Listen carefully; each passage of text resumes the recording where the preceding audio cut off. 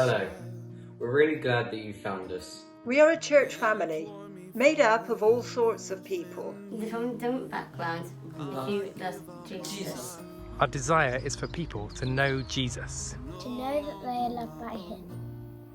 And to be part of a family who do life together. With Jesus at the centre.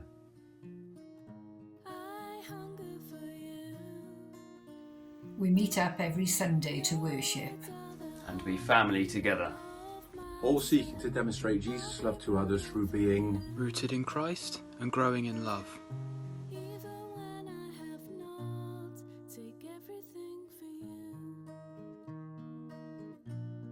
Yes, everything for you. Whether you're familiar with church or not, you are very welcome at One Christian Centre. As we celebrate together, we hope you engage with us as we make Jesus known. Good morning, everyone. So I'd like to share a bit about the building project, if that's okay. And as Mark mentioned earlier, we'd actually put this Sunday aside a couple of months ago to present the building project to you and for Sarah to share what God's put on her heart off the back of that. And that was before we knew there was going to be any issues with the roof. That was before we were going to be over here, and before we knew that this is going to be a Sunday where we're really aware of the building around us. So I actually think this is really timely, and what a reminder that God's timing is perfect. And I really do believe that He's on the move right now, which is really exciting. So I will start by giving you a bit of an overview about the roof on the other side, just kind of so you understand why we're here. You'll remember at the end of last year, we had the craft fair that we had to cancel after Storm Dara, wasn't it? Storm Dara knocked a couple of tiles off the roof. Scaffolding went up, roofer went up. Roofer noticed that the end of the roof had started to come away from the wall. Structural engineer went up, gave recommendations of how to tie the wall back into the roof. Our amazing maintenance team went up, and they spent quite a while up there in that roof space, which is a really inaccessible, hard space to move around in, let alone work in. And they carried out those recommendations. And while up there, they uncovered a number of other significant issues with the roof. And we've had a couple of other roofers up since they've confirmed that. So we've got to the point where last Sunday we made the decision that actually we don't feel the chapel building is safe to use with the roof in its current state. And long story short, we don't know exactly what we'll need doing, but potentially we need a new roof. Potentially we need new steelwork going in to support the roof. Insurers have now been contacted to find out how much we might be covered for. You'll see more scaffolding go up as we effectively look to create a hat over our building to stop any water getting in. And we'll need a full structural report of the whole roof to know what we need to do. And that's all we know. And we're not really going to know any more than that until those things are carried out, which could be another 2 or 3 months. Hopefully after that, we'll have a better idea of timescales. We'll know whether we might be able to make the lower hall usable in the meantime. But yeah, at this stage, we just don't really know. And this does and will have a huge impact on our church activities. So we'll just need to press into God through this season.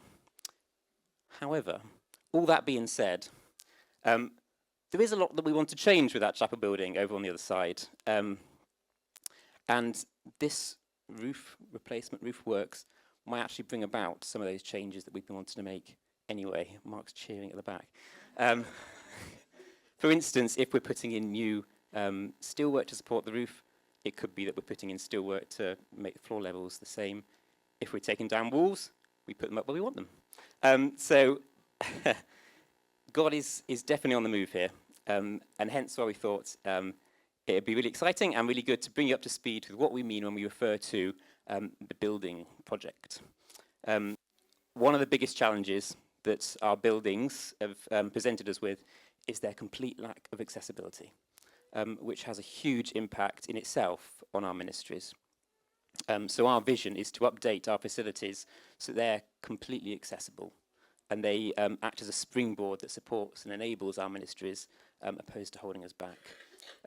Ultimately, long term, we quite like to link our two buildings together, and that's where this concept of an atrium came from. but we made the decision a few years ago that taking an incremental approach, the first thing we wanted to address was the challenges that the chapel building presents us with. You may have seen a survey going round that Mark put together and circulated recently, and thank you to everyone who's taken part in that. We've had a huge number of responses so far, including a lot of people who aren't here on a Sunday but meet in the building during the week. And there's a lot that we can get out of that survey, which I won't go through now, but I just want to pick up on two key questions that were asked.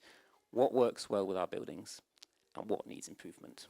And the feedback reflects the church buildings provide a lot of versatile spaces, and having two halls is recognised as really beneficial, and the impact of when they're not being able to be used is clearly huge. However, physical accessibility throughout is noted as really poor. The only way for disabled users to get up to our main meeting space is via an unreliable stair lift that's embarrassingly slow to use. The floors of both buildings, as you now know, are numerous levels, lots of stairs from one space to another. The main staircases are steep and really narrow. Welfare facilities such as toilets and kitchens are in need of an update, and there's no compliant accessible toilets. Wayfinding is poor, and the main entrance is really unclear externally, and there's little area to to actually have like a generous welcome as people come into the building. So, putting it really simply, what we wanted to achieve with phase one of the works, as we called it, over in the chapel building, was to put in a new main entrance, to have a platform lift that gets you to all different levels, to refurbish the cafe area and kitchen, to have upstairs all at one level, to put in new storage downstairs in the lower hall, and to have new compliant toilet facilities. And I'll talk you through the plans of how we're proposing to do that. But just to get your bearings, this is the existing plan of the lower hall as it is.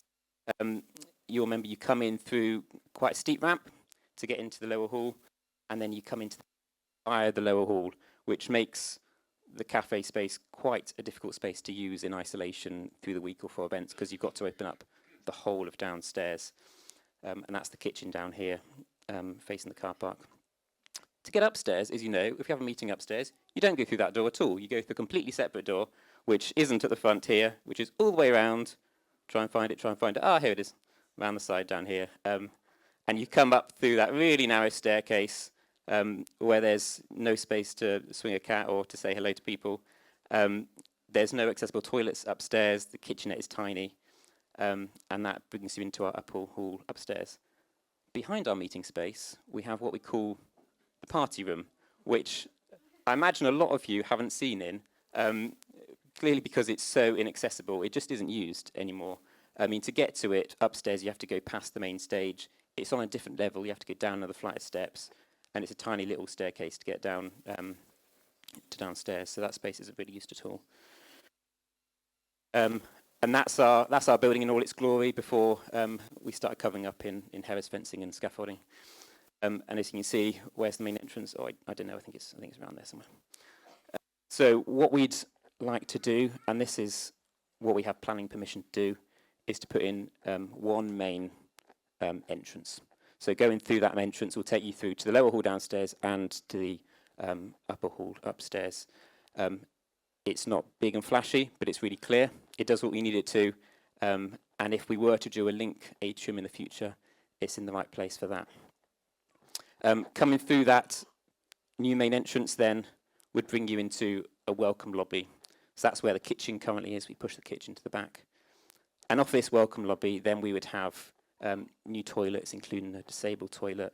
There'd be a nice wide open stair that brings you upstairs and a lift.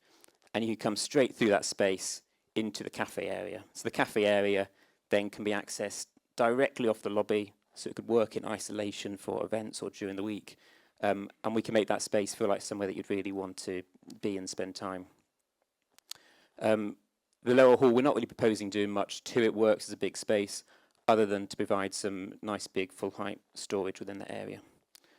To go upstairs, you then, through that welcome lobby, you come up that nice big open staircase to a landing upstairs, and you come through to what is currently the party room. Other than we raise the floor level here, so now there's no step to get from this space into the main chapel. We have accessible and new toilets in that area. And this space can then function as a really multifunctional area. So it can be where we serve teas and coffees before a meeting. It can serve in a smaller meeting space in its own right. It can be a creche during meetings with visibility through. So there's a lot of potential of what we could use that space that at the minute is just storage. And that would then take you through to our main meeting space. And we're proposing flipping the layout of that area. So as we're now coming through, if you remember, there's an arch at the back of the stage. You come through that area, so you flip the whole layout. So we're now facing towards the road side.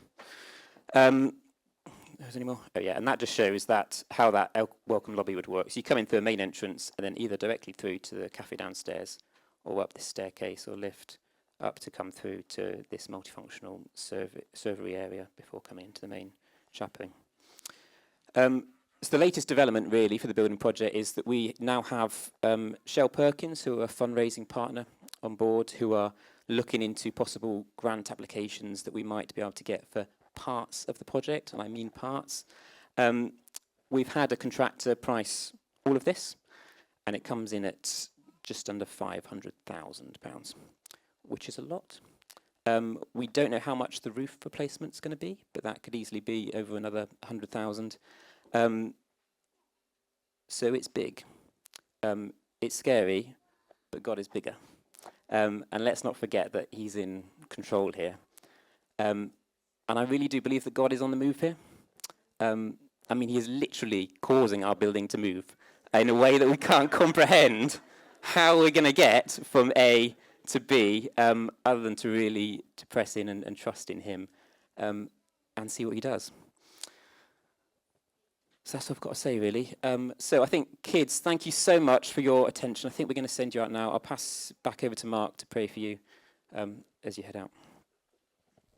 Thanks, Ben. That was